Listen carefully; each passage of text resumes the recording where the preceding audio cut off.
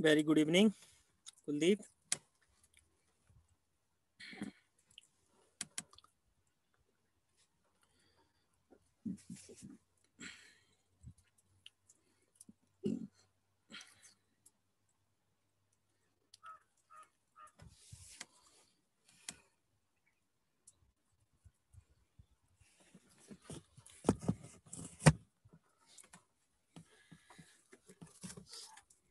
कहाँ है भाई बाकी जनता?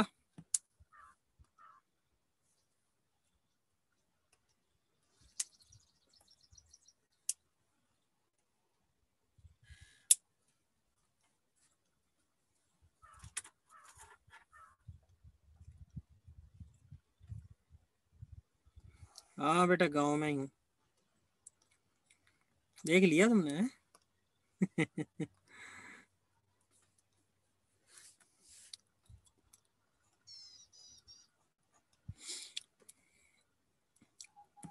चलिए बच्चों क्वेश्चन स्टार्ट करते हैं।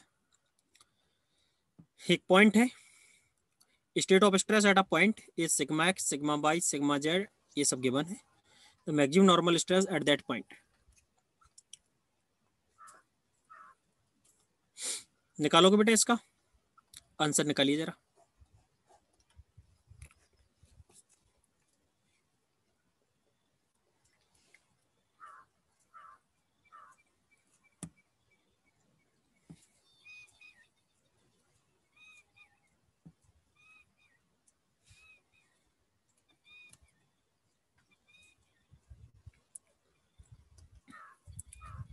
योगेश कैसे हो बेटा?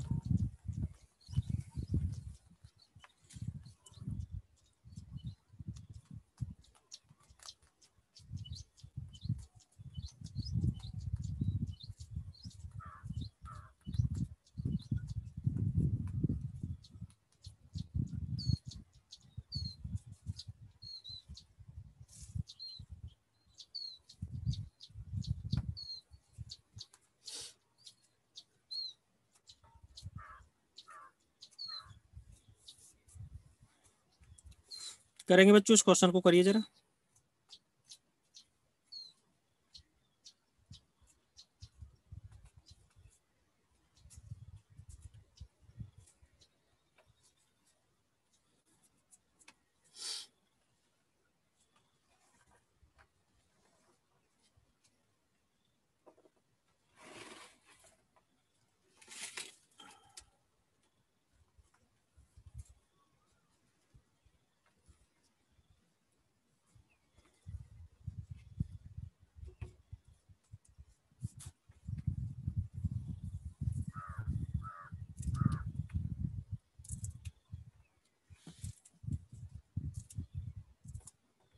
आ चुके हैं बच्चे? प्रदीप, रामाकृष्ण, वेलकम बच्चों। आज थोड़ा वीडियो ऑफ रहेगा, नेट कम है, नेट स्पीड कम आ रही है। ठीक है बच्चों, तो ये क्वेश्चन क्वेश्चन सॉल्व करना है, बस वीडियो तो ऑफ रहेगा, बाकी तो सब चलेगा ना।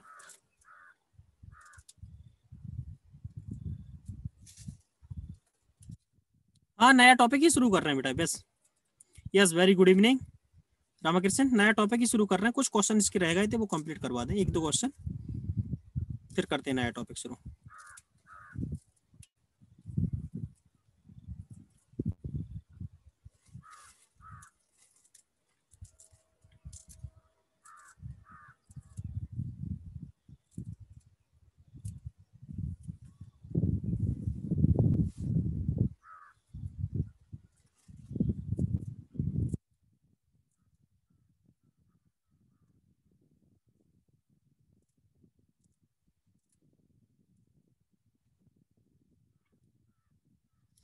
त्योहार एकदम बढ़िया रहा बेटा कुलदीप।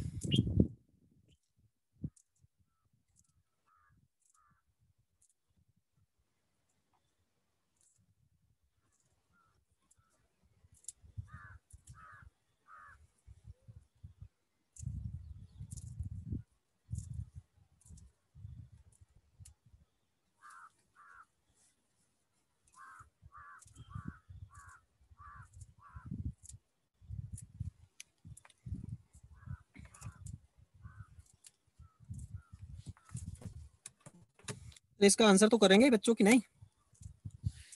मोहित, इसका आंसर क्या होगा बच्चों? यस 50 होगा, मैंने कल बताया था। ये केस किस प्रकार का केस है रामकृष्ण, ये केस बता सकते हैं कौन सा केस है? प्योर शेयर का, बिल्कुल बेटा। टाउ एक्स भाई आपको गिवन है 50 मेगा पास्कल।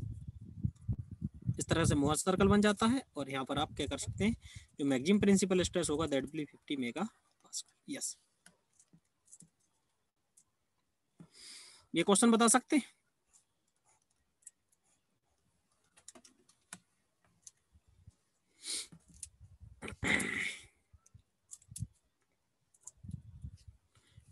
एक दो क्वेश्चन है बेटा इसके गेट प्रीवियस ईयर, उसके बाद हम क्या कर रहे हैं, थ्योरीज ऑफ फेलियर स्टार्ट कर रहे हैं।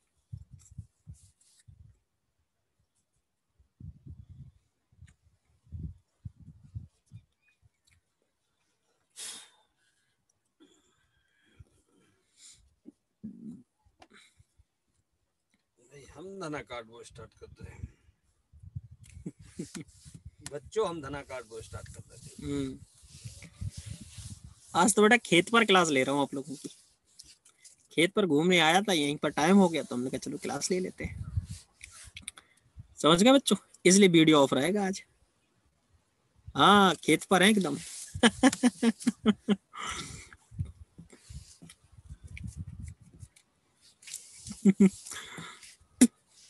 खेत पर ये झोपड़ी बनी हुई है, खेत देखना है? अरे खेत का क्या देखना है यार। दिखा दे नहीं। चलो एक सेकंड दिखाता हूँ। अरे देखो, तरफ होकर देख पा रहे हो? देखो ये खेत बने हुए हैं। फसल गेहूं खड़ा है।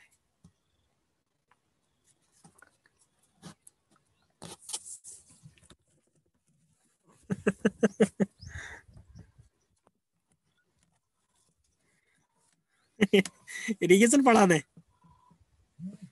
सरसों लगा है बेटा, दूर वाले खेत में लगा है, दिख नहीं रहा जो यहाँ से, दूर वाले खेत में लगा है सरसों।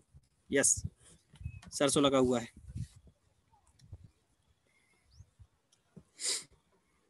अभी गेहूं ज्यादा, गेहूं लगा है, सरसों लगा है, सभी फसलें यहाँ पर लगी रहती हैं।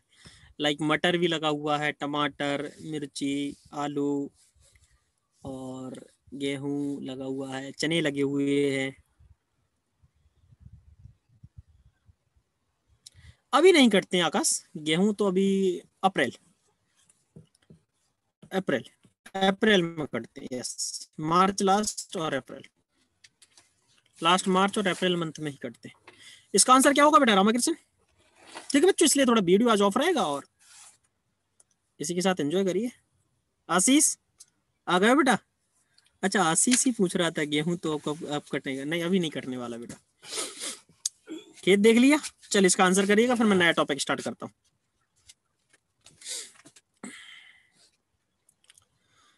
A two-dimensional fluid element rotates like a rigid body. At a point within the element, the pressure is 1 unit. ये कौन सा केस बन गया बेटा? Hydrostatic state of stress condition. और हाइड्रोस्टैटिक स्टेट स्ट्रेस कंडीशन में क्या होता है, जो प्रेशर सब्जेक्टेड हो रहा होगा in the both direction will be same. तो यहाँ पर क्या हो जाएगा, state of stress at this point is 0 unit. बिल्कुल, रेडियस क्या हो जाएगी, 0 यूनिट। यस, चलिए बच्चों, अब आप लोगों को इस टॉपिक में मैं और परेशान नहीं करूंगा। ये बहुत दुखियारा टॉपिक है और बहुत परेशान इसने किया है आप लोगों को।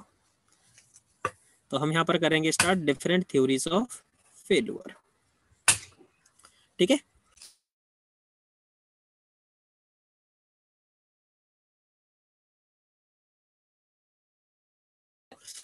ठीक है। काट रहेगा। काट नहीं यार, तो देखो बच्चों, अब हमको पढ़ना है यहाँ पर थ्योरीज ऑफ फेल्यूर।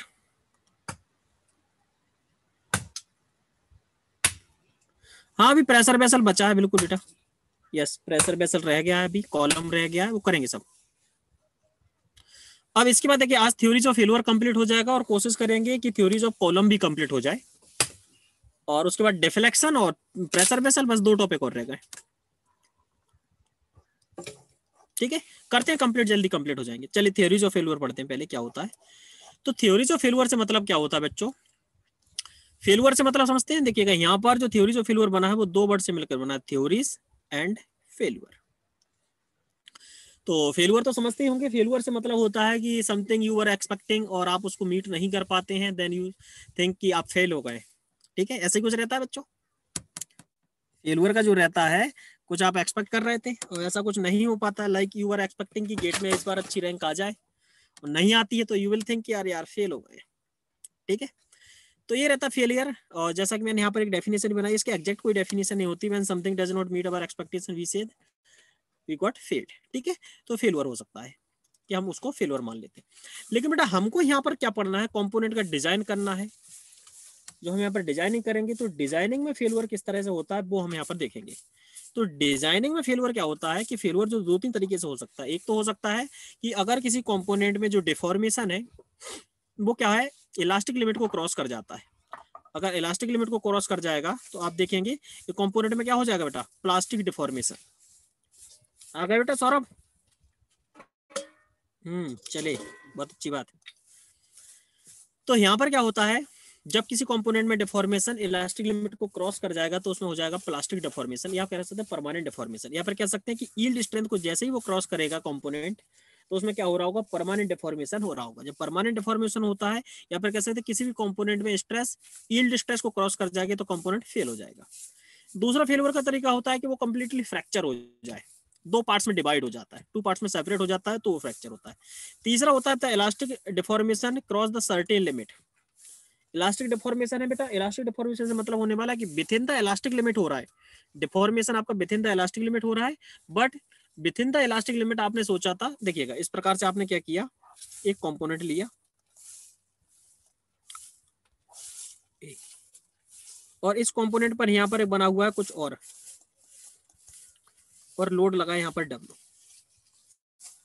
डब्ल्यू अगर आपने लोड लगाया और आपने देखा कि यहाँ पर जो डिफॉर्मेशन है, मतलब इसमें लोड इतना लगाया आपने कि यहाँ पर जो इसमें डिफ्लेक्शन होने वाला, वो डिफ्लेक्शन इस पार्ट को टच ना करे, और हो सकता है कि ये जो गैप है वो within the elastic limit हो, within the up to the elastic limit इसमें जो डिफ्लेक्शन हो सकता है, जो डिफॉर्मेशन हो सकता है वो 10 mm हो सकता है, और ये जो गैप है I think this is 6 mm। और आपने देखा कि अगर इसमें डिफॉर्मेशन 6 mm से ज्यादा हो जाएगा तो हम क्या मानेंगे कि फेल हो गया। मतलब डिफॉर्मेशन से सिंपल सा मतलब है कि आपने कुछ लिमिट डिसाइड कर रखी है, वो उस लिमिट को जैसे ही क्रॉस करते हैं तो हम उसको फेलियर मान लेंगे। और फेलियर का एक ही मतलब नहीं होता है कि फ्रैक्चर हो जाना है या 2 पार्ट्स में डिवाइड हो जाना है। ठीक है, समझ रहे हैं? फेलियर का एक ही मतलब नहीं होता है कि 2 पार्ट में डिवाइड हो जाना। फेलियर का मतलब होता है कि कंपोनेंट की सर्टेन जो आपने लिमिट डिसाइड कर रखी है उसको क्रॉस कर जाना। ठीक है, तो failure depending upon the material, yielding हो सकता है या फ्रैक्चर हो सकता है, वो मैं आपको बता ही सकूं।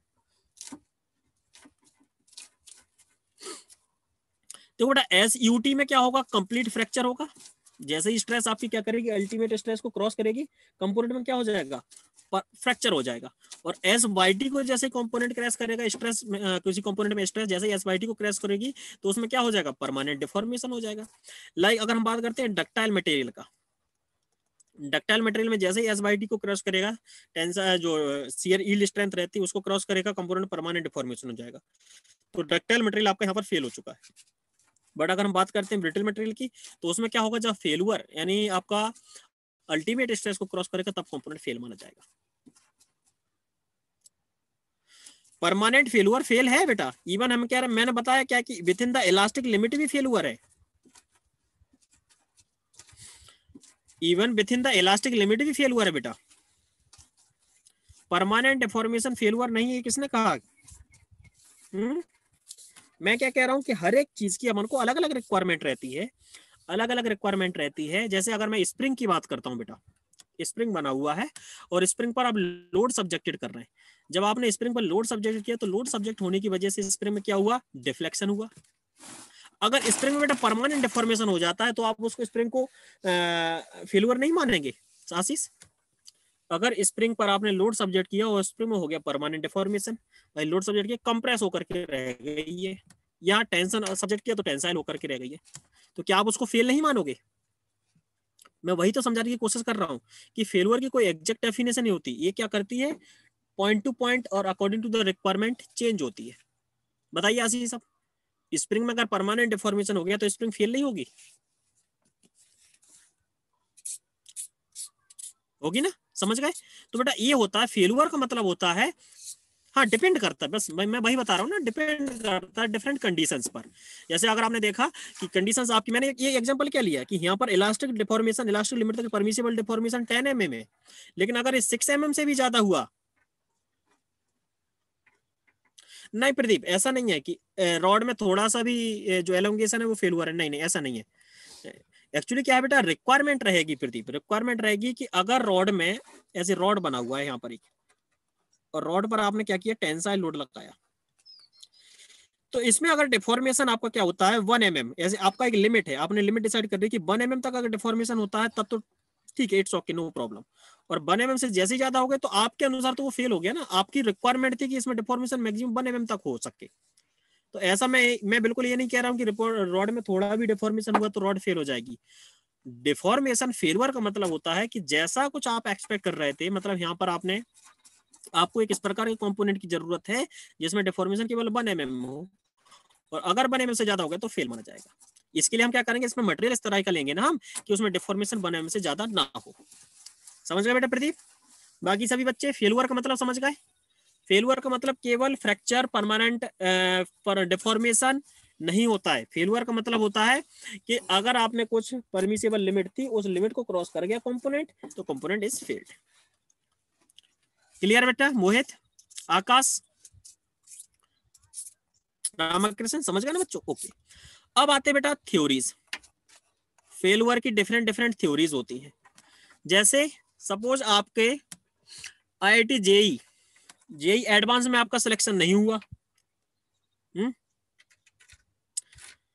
जेई एडवांस में आपका सिलेक्शन नहीं हुआ, तो इसमें आपकी सभी व्यक्तियों की अलग अलग राय होगी, सभी व्यक्तियों की अलग अलग राय होगी। जैसे आपकी पर्सनल खुद की राय ये होगी कि मैं थोड़ा सफिशिएंट टाइम नहीं दे पाया था, या मुझे अच्छी कोचिंग नहीं मिल पाई है, या फिर कुछ और भी रीजन हो सकता है। लेकिन आपके पापा का क्या रहेगा, पापा की थ्योरी रहेगी कि अरे यार ये पढ़ता ही नहीं है, फुल टाइम मौज मस्ती में लगा रहता है इसलिए फेल हो गया। आपके मामा मौसी की अलग राय रहेगी, अरे ये बच्चा थोड़ा बिगड़ गया है, इधर उधर थोड़ा मन लग रहा है इसका, ठीक है, खेलने कूदने में ज्यादा मन लग रहा है, पढ़ने में मन नहीं लगता है, तो उनकी एक अलग थ्योरी रहेगी। तो आप समझ रहे हैं बेटा, फेलुअर जो आप फेलुअर हुए, आप फेल हुए, आप सभी जो एक्सपेक्टेड मार्क्स थे वो आप ऑब्टेन नहीं कर पाए, तो इसमें देखेंगे कि हर एक व्यक्ति की अलग अलग राय होती है, ठीक है, हर एक व्यक्ति की अलग अलग राय होती है, जो उनकी डिफरेंट डिफरेंट राय के अनुसार आप देखेंगे कि उनकी अलग अलग थ्योरीज है। तो यहाँ पर भी कॉम्पोनेंट में फेलुअर हो रहा है, कंपोनेंट में जो फेलुअर हो रहा है, तो भाई कंपोनेंट में फेलुअर की भी थ्योरी अलग होगी, कंपोनेंट फेलुअर की भी बिल्कुल थ्योरी अलग होने वाली है। तो जो थ्योरी यहाँ पर रहेंगे बेटा वो डिफरेंट डिफरेंट थ्योरी, जैसे कि रैंकाइन ने कहा, अरे ये तो आप कह रहे हैं कि रिश्तेदार की राय पर कभी ध्यान ना दो, लेकिन अब आजकल ये होता है ना कि कहीं शादी ब्याह में जाते हैं तो रिश्तेदार यही पूछते हैं, बेटा प्लेसमेंट हुआ, कैंपस प्लेसमेंट हो गया, कैंपस प्लेसमेंट हो गया। अभी देखो 1 साल बाद देखिएगा आप, अभी तक तो वो कुछ नहीं कहेंगे। सभी बच्चों मेरी इस बात को बड़े ध्यान से सुनिएगा, समझने की कोशिश कीजिएगा कि अभी आप अंडर ग्रेजुएशन है, आपसे अभी कोई नहीं पूछने वाला कि बेटा आप क्या कर रहे हैं, पढ़ रहे हैं या नहीं पढ़ रहे हैं, टॉप आ रहे हैं या बैक लग रही है।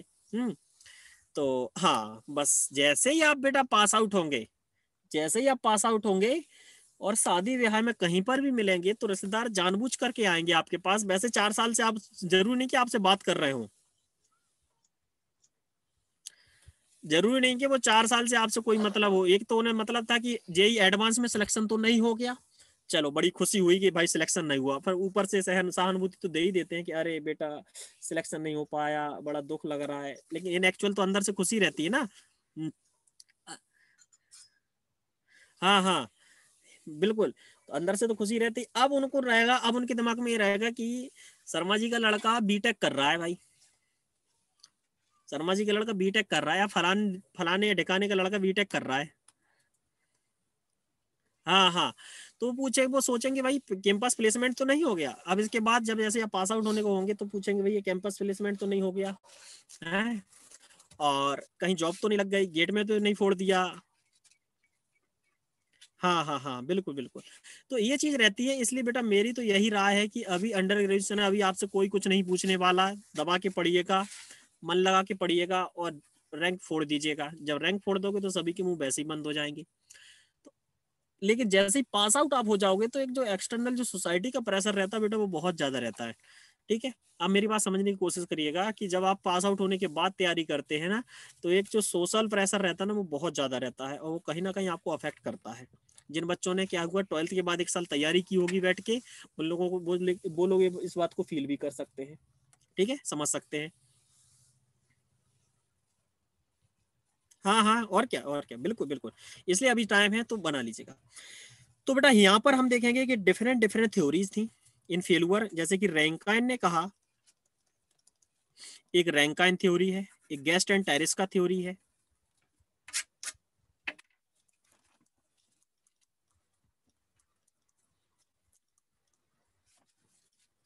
भाई रैंकाइन ने कहा कि अगर किसी कंपोनेंट पर स्ट्रेस जो प्रिंसिपल स्ट्रेस से ज्यादा हो जाती है, मतलब जो किसी कंपोनेंट पर जो प्रिंसिपल स्ट्रेस इंड्यूस होने वाली है, उसकी वैल्यू अगर एस वाई टी से ज्यादा हो जाती है या एस यू टी से ज्यादा हो जाती है, तो कंपोनेंट फेल हो जाएगा, according to the Rankine. Rankine का ये मानना है कि अगर मैक्सिमम प्रिंसिपल स्ट्रेस जो आपकी फेल्यूर स्ट्रेस रहती है एस बाई टी और एस यू टी, इससे ज्यादा हो जाएगी तो कंपोनेंट फेल हो जाएगा। गेस्ट एंड टेरेस्का ने कहा नहीं नहीं नहीं, ऐसा नहीं है। अगर टाउ मैक्स की वैल्यू, एब्सोल्यूट टाउ मैक्स जो आपका रहता है, अगर इसकी वैल्यू आपकी किससे ज्यादा हो जाती है, शियर यील्ड स्ट्रेस से, शियर यील्ड स्ट्रेस से ज्यादा हो जाती है, तो कंपोनेंट फेल हो जाएगा, तो कंपोनेंट फेल हो जाएगा। भाई इनकी थ्योरी अलग थी। और इसके बाद वॉन माइसिस आए, वॉन माइसिस ने कहा नहीं नहीं भाई ऐसा नहीं है। अगर distortion energy per unit volume किसी भी कंपोनेंट की ज्यादा हो जाती है, distortion energy per unit volume at yield point, तो कंपोनेंट फेल हो जाएगा।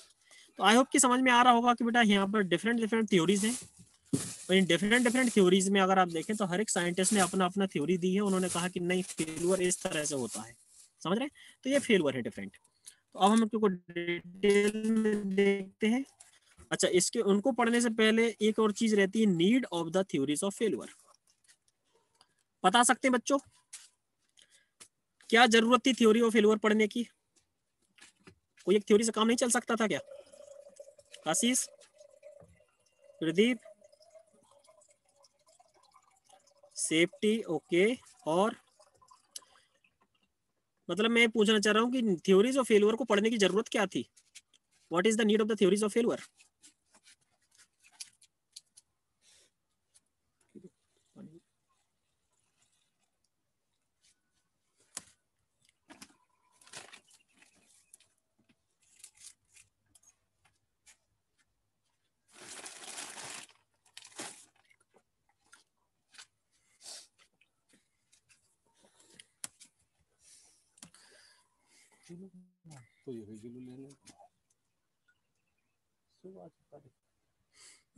मटेरियल स्ट्रेंथ पता चल जाए, बिल्कुल बिल्कुल ठीक है।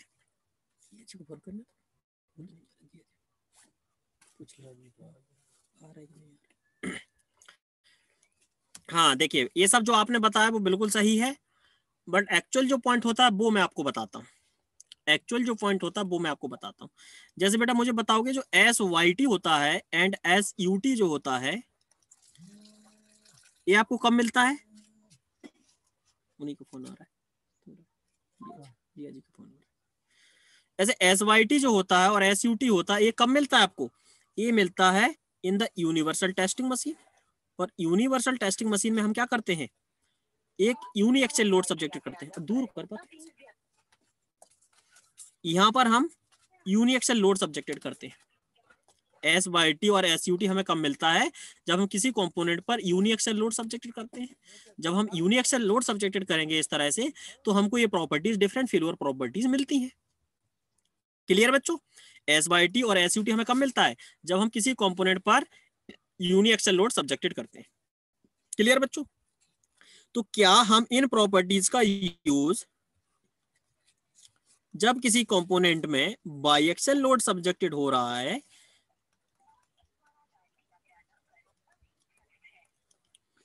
क्या इस लोडिंग कंडीशन में हम इनका यूज कर सकते हैं बच्चों, S Y T and S U T का, फॉर द सेफ डिजाइन? जब बाईएक्सल लोड यहां पर सब्जेक्टेड हो रहा होगा, बस समझ रहे हैं बच्चों मेरी, जब बाईएक्सल लोड सब्जेक्टेड हो रहा होगा तो क्या इस कंडीशन में हम एस वाई टी और एस यू टी का यूज कर सकते हैं? आशीष,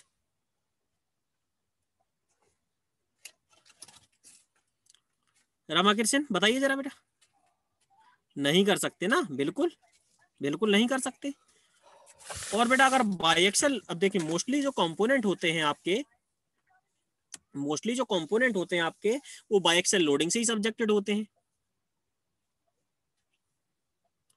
लोड सेम नहीं है, लोड तो अलग अलग है बेटा, तब भी हम इसका यूज नहीं कर सकते, बिल्कुल नहीं कर सकते। एस बाई टी और एस यू टी जो प्रॉपर्टीज है हमारी, this property can be use only in case of the uniaxial load. यहाँ पर लोड लगा है आपका बाईएक्सियल, तो हम यहाँ पर यूज नहीं कर सकते हैं। जब बेटा इनको यहाँ पर यूज नहीं कर सकते हैं, तो इसको कंपोनेंट को हम सेफली डिजाइन कैसे करेंगे? देखिए एक्चुअली एस वाई टी और एस यू टी क्या बता रही हैं, ये बता रही हैं हमें मैक्सिमम लिमिट। हाँ हाँ वही वही, इसीलिए हम थ्योरीज ऑफ फेल्योर का यूज करते हैं। यस, एस बाई टी और एस यू टी हमारी क्या बता रही है, मैक्सिमम लिमिट, कि भाई इतनी स्ट्रेस तक हम सब्जेक्टेड कर सकते हैं, इससे जैसे ज्यादा होगा कंपोनेंट फेल हो जाएगा। और यहाँ पर बाईएक्सल लोडिंग की हमको प्रॉपर्टीज तो पता नहीं है, फेल्योर प्रॉपर्टी, तो हम क्या करेंगे बेटा, यहाँ पर थ्योरीज ऑफ फेल्योर को लेकर के आए। थ्योरीज ऑफ फेल्योर ने कहा रुक जाइए, हम क्या करते हैं, इनके बीच में रिलेशन बना देते हैं। बाईएक्सल लोडिंग यानी कंबाइंड स्ट्रेसेस और एस बाई टी और एस यू टी जो कि यूनिएक्सल लोड में है, इनके बीच में थ्योरीज ऑफ फेल्योर ने क्या किया, रिलेशन बना दिया। जो डिफरेंट थ्योरीज ऑफ फेल्योर क्या करती हैं, जो यूनिएक्सल की प्रॉपर्टीज है और बाईएक्सल लोडिंग की कंडीशन है, इन दोनों के बीच में क्या करती हैं, ये रिलेशन बना देती है। जब यहाँ पर रिलेशन बन जाएगा तब हम जाकर के इन थ्योरीज को यूज कर सकते हैं। मतलब इन थ्योरीज का काम ही क्या है, इनके बीच में रिलेशन को ऑब्टेन करना, वही ये सब लिखा हुआ है, पढ़िए जरा।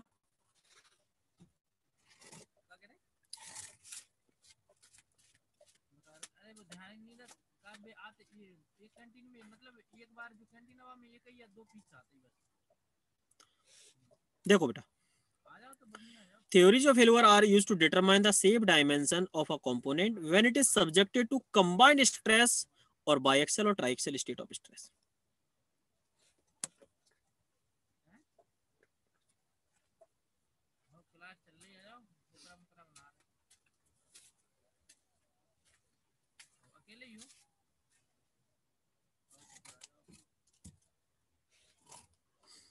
दूसरा, theories of failure are used in the design of the following machine component. अगर देखेंगे पावर ट्रांसमिशन शाफ्ट में, अगर आप देखेंगे बेटा, तो पावर ट्रांसमिशन शाफ्ट क्या होते हैं, इस प्रकार से देखिएगा,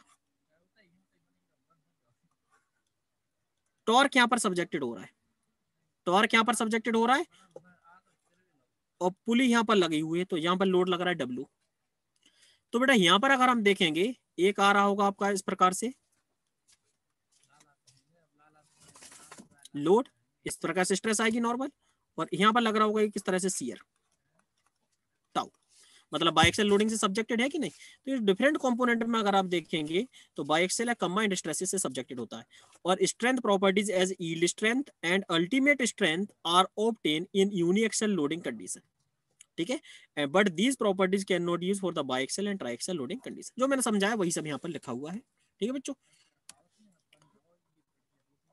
Theories of failure are used to obtain the relationship between the stress induced under the combined stresses and property obtained from the tensile testing like SYT and SUT. तो यहाँ पर बेटा थ्योरीज ऑफ फेल्योर का use हम कहाँ करने वाले हैं, जो हमको कंबाइंड स्ट्रेसेस में लोड लगा हुआ है वहां पर जो स्ट्रेसेस और SYT और SUT जो प्रॉपर्टीज है उनमें रिलेशन के लिए हम क्या करते हैं, थ्योरीज ऑफ फेल्योर का यूज करते हैं।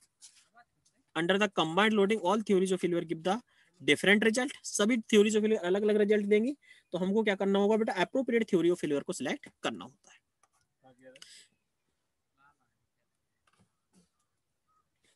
समझ में आई बात? सभी बच्चे बताएंगे जरा, थ्योरीज ऑफ फेलियर की क्या नीड होती है, एक दिमाग में क्लियर हुआ? ये बात समझ में आई आशीष, कुलदीप, मोहित, बताइए जरा बच्चों। वेरी गुड, बहुत अच्छे। आशीष क्लियर हुआ कि नहीं बच्चे? वेरी गुड वेरी गुड, बहुत अच्छे। सौरभ, प्रदीप, रोहित, नीड समझ में आई बेटा? थ्योरीज ऑफ फेलियर की नीड क्या थी आपको? एक्चुअली जो आपकी प्रॉपर्टीज थी वो यूनिएक्सियल प्रॉपर्टीज थी और आपको बायएक्सियल लोडिंग में डिजाइन करना था। तो यहाँ पर आपको क्या करना होगा, थ्योरी ऑफ फेलियर का यूज करना होता है। ओके बच्चों, अब हम यहाँ पर देखेंगे डिफरेंट थ्योरीज ऑफ फेलियर जो हम यहाँ पर पढ़ते हैं। तो डिफरेंट थ्योरीज ऑफ फेलियर जो हम यहाँ पर पढ़ेंगे वो है रैंकाइन थ्योरी,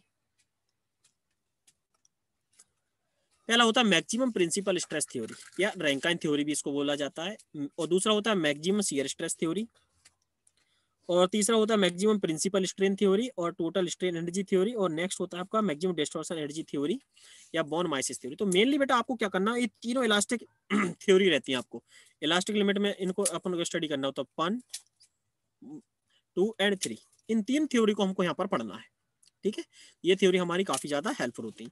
तो मैक्सिमम प्रिंसिपल स्ट्रेस थ्योरी या रैंकाइन थ्योरी क्या कहती है कि अगर किसी कंपोनेंट में, अब इन थ्योरी को हम पढ़ते हैं, अगर किसी कंपोनेंट में जो बाइएक्सियल ट्राइएक्सियल लोडिंग से सब्जेक्टेड है, अगर सिग्मा वन की वैल्यू S/T या SUT से ज्यादा हो जाती है, S/T या SUT से ज्यादा हो जाती है, this is the condition of the failure. तो वो कंपोनेंट क्या हो जाएगा, फेल हो जाएगा। S/T या SUT से ज्यादा हो जाती है तो वो कंपोनेंट क्या हो जाएगा, फेल हो जाएगा। This is the condition of the failure. वही यहाँ पे लिखा हुआ है, the failure of a mechanical component occur when the maximum principal stress at any point in the body reaches the yield और ultimate strength of the material in the simple tension test.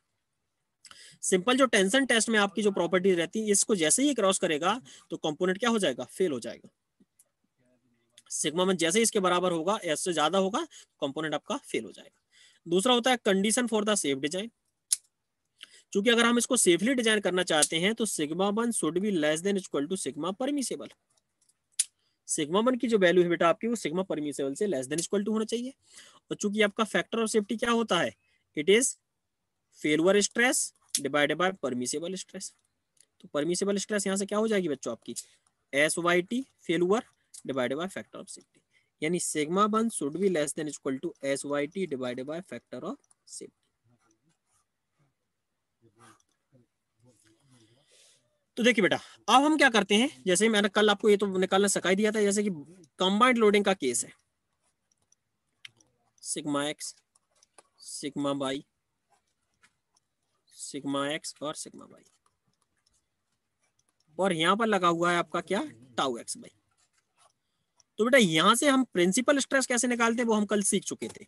Principal stress यहां से हम निकाल लेंगे sigma x minus sigma y by 2 का whole square plus tau x y का square और plus sigma x plus sigma y by 2 निकालना सिखाया था बच्चों कल। तो बेटा यहाँ से हम क्या करते हैं, जो कंबाइंड स्ट्रेसेस थी, कंबाइंड स्ट्रेसेस को हमने क्या किया, एक स्ट्रेस के रूप में कन्वर्ट कर लिया, पहले सिंगल स्ट्रेस के रूप में कन्वर्ट कर लिया, हमने निकाल लिया कि मैक्सिमम नॉर्मल स्ट्रेस कितना इंड्यूस होगा, वो है सिग्मा वन। सिग्मा वन निकाल लिया और अब सिग्मा वन से यहाँ पर हम इसको डिजाइन करेंगे, क्योंकि कंपोनेंट में जो फेलियर होगा सिग्मा वन में ही फेलियर होगा मेनली।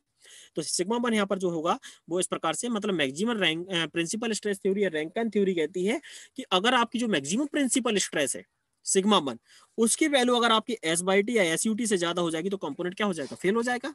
और अगर हम चाहते हैं सेफ डिजाइन तो इसकी वैल्यू क्या होनी चाहिए, सिग्मा परमिसेबल से लेस देन इक्वल टू होना चाहिए, तब कंपोनेंट आपका सेफली डिजाइन रहेगा।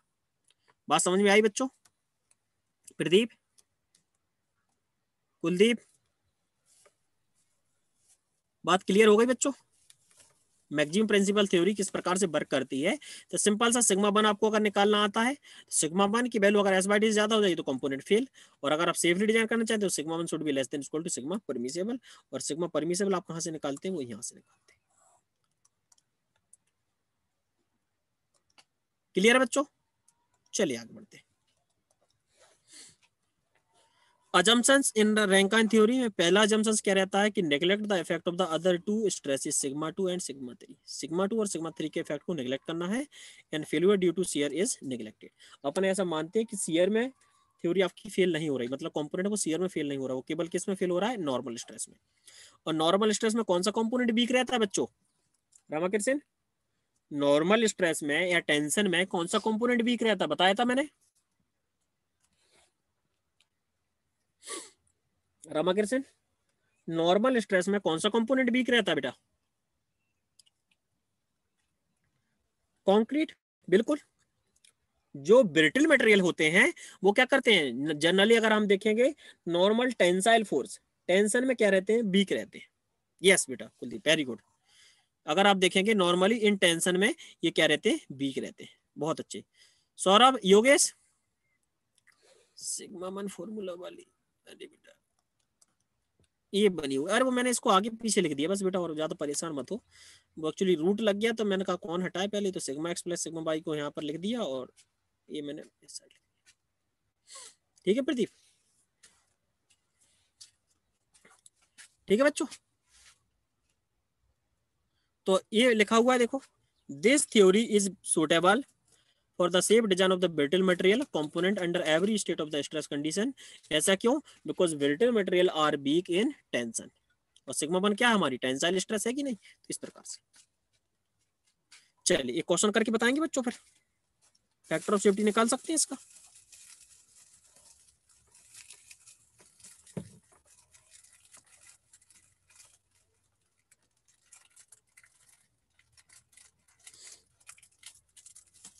करिए बेटा करिए, इस क्वेश्चन को करके बताइए जरा।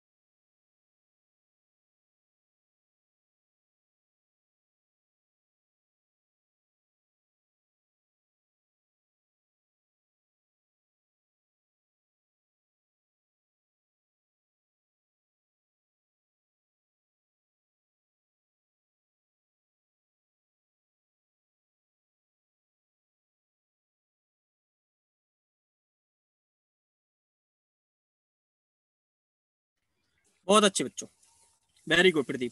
2.44 is the right answer, Ramakrishna 2.44 is the right answer, because यहाँ पर हमको सिग्मा एक्स गिवन है और सिग्मा वाई गिवन है।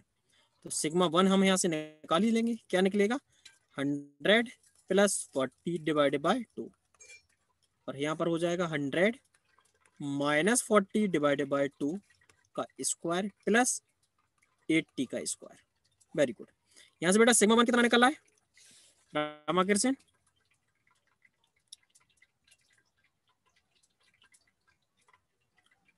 बेटा सिग्मा वन कितना निकल करके आया यहाँ से, यस 155.44 मेगा पास्कल। अब हमारा क्या है, for safe design,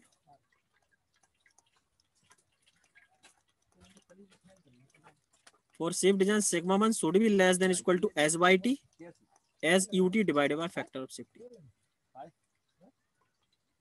sigma one कितना है 155, 0.5 और SUT कितना है?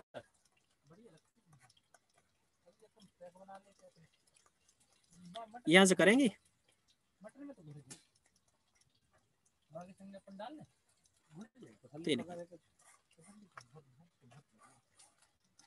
ये हो गया।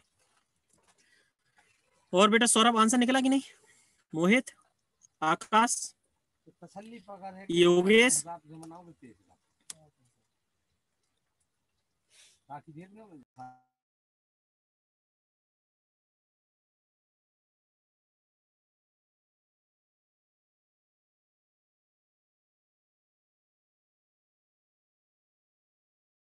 वेरी गुड योगेश, बहुत अच्छे कुलदीप। आ गया बेटा सौरभ, बहुत अच्छे। चलिए अब आगे बढ़ते हैं। Maximum shear stress theory, maximum shear stress theory. तो मैक्सिमम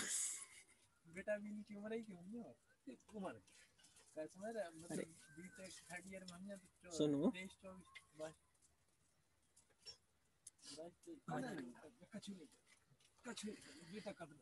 चलो बच्चों आगे स्टार्ट करते हैं।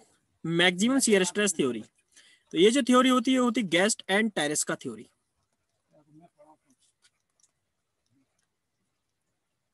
गेस्ट एंड टेरेस का, तो गेस्ट एंड टेरेस का ने क्या कहा कि अगर किसी कंपोनेंट पर जो मैक्सिमम शियर स्ट्रेस इंड्यूस हो रही है, इसकी वैल्यू, मैक्सिमम शियर स्ट्रेस जो इंड्यूस हो रही है इसकी वैल्यू परमिसिबल शियर स्ट्रेस को क्रॉस कर जाती है, या फिर कह सकते हैं कि जो टेंसर जो शियर यील्ड स्ट्रेंथ है उसको क्रॉस कर जाती है, तो कंपोनेंट क्या हो जाएगा? फेल हो जाएगा। वही सब लिखा है पर maximum shear stress developed at a critical point in the component exceeds the yield strength in shear of the material under the tension test, failure occurs.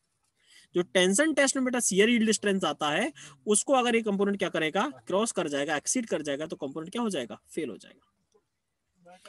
और condition for the safe design क्या है कि absolute tau max should be less than equal to SYS divided by factor of safety, तब जाकर के आपका component क्या रहेगा? सेफ रहेगा। क्लियर है बच्चों? अगर एब्सोल्यूट टाउ मैक्स, अभी एब्सोल्यूट टाउ मैक्स क्या होता है समझ में आता है? बताइए जरा मोहित, इसका नाम सुना? एब्सोल्यूट टाउ मैक्स का नाम सुना? ये क्या होता है? किसी बच्चे ने सुना? नहीं सर, नहीं सुना? चलिए आज सुन लो। चलो मैं बताता हूँ अभी। ओके कोई बात नहीं। तो अभी तो ये मान लीजिएगा कि एब्सोल्यूट टाउ मैक्स कुछ होता है जिसकी वैल्यू हमारी क्या होनी चाहिए? परमिसिबल शियर स्ट्रेस से लेस देन इक्वल टू होना चाहिए। क्लियर बच्चों? अच्छा एमडी में, हाँ हाँ हाँ बिल्कुल। देखिएगा एब्सोल्यूट टाउ मैक्स क्या होता है वो देख लीजिएगा। एक्चुअली बेटा क्या होता है, हम इस प्रकार से मोहर सर्कल बनाते हैं। ये मोहर सर्कल आपका बना, ये मोहर सर्कल आपका बना, तो बेटा यहां तक की जो डिस्टेंस होती है वो क्या होता है? Sigma 1 and this sigma 2। ये सिग्मा 1 है, ये सिग्मा 2 है। तो यहां पर अगर मैं पूछता हूं कि मैक्सिमम शियर स्ट्रेस क्या होगी, बता सकते हैं बेटा?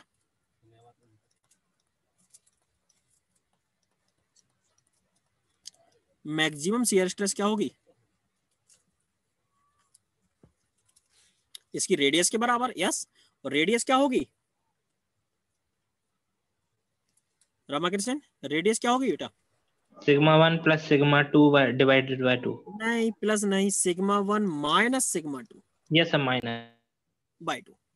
Yes, this will be the maximum shear stress. बताया था मैंने कल, जब मोहर सर्कल बनाया था तब हमने बताया था कि नहीं? Yes sir. अब जो ये जो मैक्सिमम शियर स्ट्रेस होती है ना, ये जो मैक्सिमम शियर स्ट्रेस होती है वो बेटा कहां पर होती है? इस पर्टिकुलर प्लेन में। जैसे देखिएगा यहाँ पर सिग्मा एक्स लग रहा है, यहाँ पर सिग्मा वाई लग रहा है।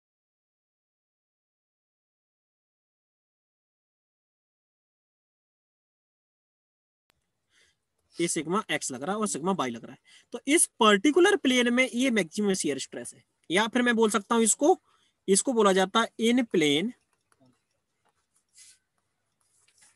Maximum shear stress. मतलब बेटा एक्स वाई प्लेन में शियर स्ट्रेस की जो मैक्सिमम वैल्यू है वो एक्स वाई प्लेन में बने हुए मोहर सर्कल की रेडियस के बराबर है। बात समझ में आ रही है वाली? एक्स वाई प्लेन में जो मोहर सर्कल है, एक्स वाई प्लेन में जो मैक्सिमम शियर स्ट्रेस की वैल्यू है वो क्या है, एक्स वाई प्लेन में बने मोहर सर्कल के रेडियस के बराबर है। क्लियर बच्चों? या फिर हम कह सकते हैं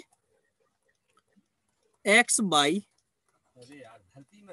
plane tau max equal to क्या हो जाएगा, sigma 1 minus sigma 2 divided by 2। किसमें हुआ ये, एक्स बाई प्लेन।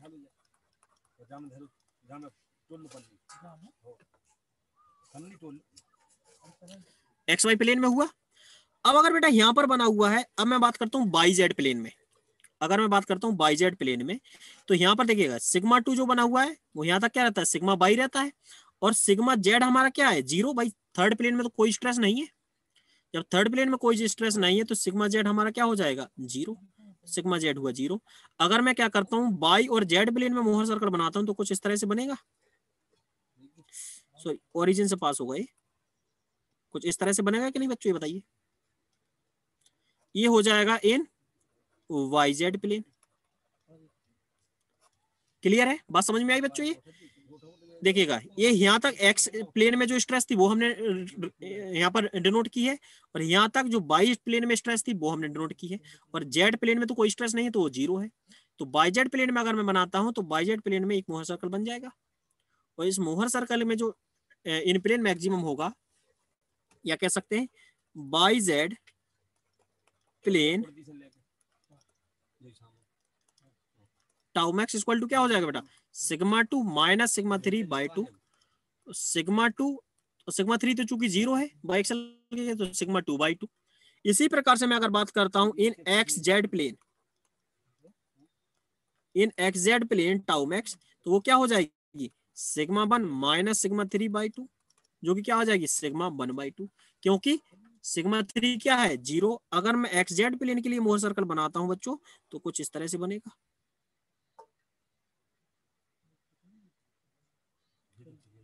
ये है हमारा एक्स जेड प्लेन।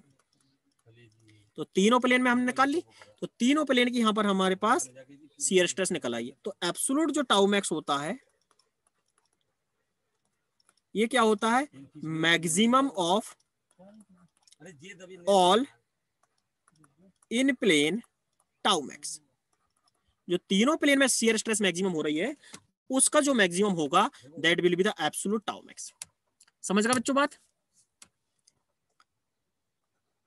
या कह सकते हैं मैक्सिमम ऑफ, अगर ट्राइक्सल लोडिंग का केस है तो sigma 1 minus sigma 2 by 2, sigma 2 minus sigma 3 by 2 and sigma 3 minus sigma 1 by 2। इन तीनों का जो मैक्सिमम होगा that will be the absolute tau max. बात समझ में आई बच्चों?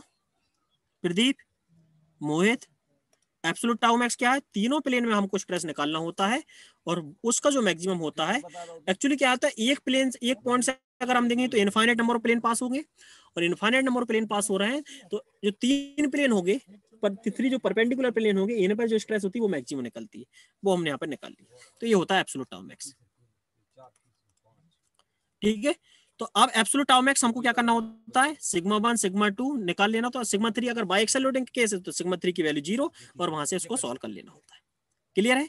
तो हमारा यहां पर हो जाएगा एब्सोल्यूट टाउ मैक्स मतलब क्या है, maximum of sigma 1 minus sigma 2 by 2, sigma 2 minus sigma 3 by 2 and sigma 3 minus sigma 1 by 2। ये किससे लेस देन इक्वल टू होना चाहिए, this should be less than equal to S by S divided by factor of safety. अच्छा बच्चों, जो S by S होता है वो क्या होता है, S Y T divided by 2। यही होता है कि नहीं, एस बाई एस जो होता है वो S by T divided by 2, तो यहाँ पर हम इसकी वैल्यू पुट कर देंगे। तो एक क्वेश्चन अपन करते हैं, यही जो प्रीवियस क्वेश्चन था, यहाँ पर एक्चुअली ये जो वैल्यू गिवन है ना एस बाई टी गिवन थी, इसमें हमने ऐसा माना कि एस बाई टी और एस यू टी सेम है। तो जब एस बाई टी यहाँ पर गिवन है तो बेटा इस कंडीशन में क्या इसको सॉल्व कर सकते हैं according to the maximum shear stress theory. अबे हो आ गई कहाँ जा रहे,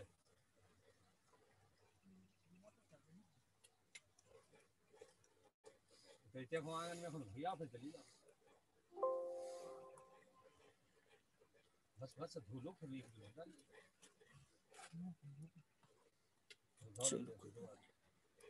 लाइट में कर दो ना रही नहीं हाँ रही लाइट में घर पानी की इसको सॉल्व थोड़ा बैटरी एक्चुअली मैंने देखी नहीं, लैपटॉप की बैटरी तो कम हो रही है, चलो जितना चल जाता है। 1.22 नहीं आएगा पृथ्वी, गलत कर रहा है बेटा आंसर। 122 नहीं आएगा। पहले सिग्मा 1 आप निकालेंगे, प्रीवियस प्रॉब्लम ही है तो कितना आया था 155.4 मेगा पास्कल आया था। सिग्मा 2 निकालिएगा जरा,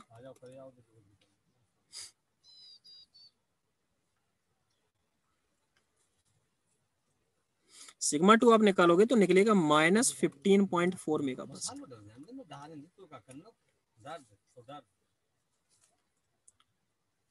अब यहाँ पर एब्सोल्यूट टाउ मैक्स क्या हो जाएगा, इसका एब्सोल्यूट टाउ मैक्स हो जाएगा maximum of sigma 1 minus sigma 2 by 2, चूंकि सिग्मा 3 तो 0 है तो सिग्मा 2 बाई 2 और सिग्मा 1 बाई 2, और ये should be, this should be less than equal to s by S divided by factor of safety. और s बाई एस तो हमें गिवन नहीं है, तो हम क्या करेंगे यहाँ पर s वाई टी की वैल्यू पुट करेंगे, s by T divided by 2 और फैक्टर ऑफ सेफ्टी। तो अपन तीनों में वैल्यू रखेंगे तो बेटा देखिएगा यहाँ एक प्लस का एक माइनस का है, तो ऑब्वियसली इसकी वैल्यू क्या हो जाएगी मैक्सिमम, यानी बेटा यहाँ पर अगर हम देखेंगे तो 155.4 प्लस y2 इक्वल टू हो जाएगा कितना 380 divided by 2 into factor of safety. यहाँ से फैक्टर ऑफ सेफ्टी अगर आप निकालेंगे बेटा तो 380 डिवाइडेड बाय 170.8, यहाँ से निकाल के बताइए।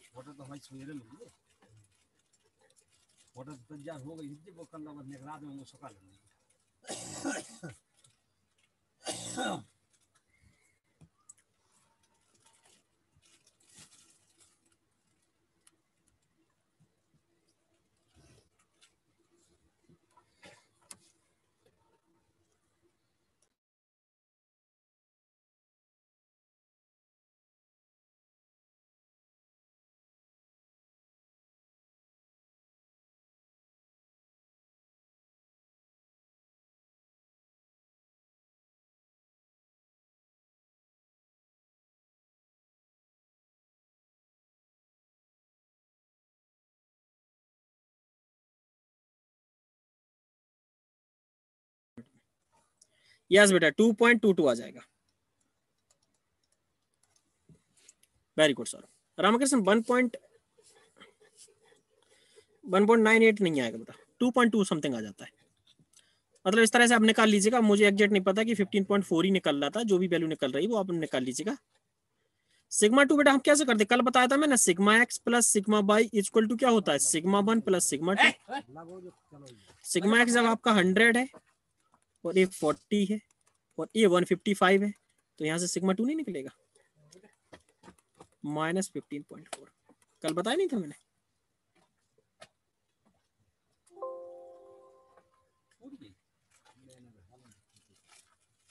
बेटा अब थोड़ा लैपटॉप यार बंद हो रहा है तो आज की क्लास तो बस यहीं पर क्लोज करनी पड़ेगी।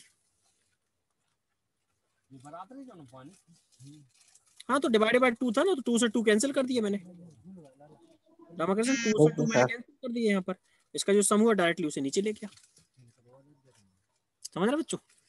अब एक्चुअली यार लैपटॉप तो डिस्चार्ज ही हो गया, यहाँ पर तो कुछ प्लग वगैरह भी नहीं है। ठीक बच्चों, आज थोड़ा क्या था खेत पर आए हैं, यहाँ पर पार्टी वगैरह हो रही है। हाँ कल मिलेंगे बच्चों सेम टाइम पर, तो वहाँ पर कवर करेंगे। आज के लिए बस ये इतना ही काफी है। ओके बच्चों, thank you very much.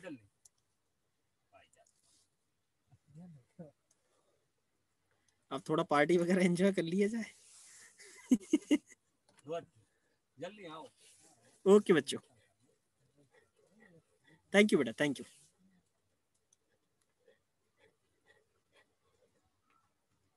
Thank you to all.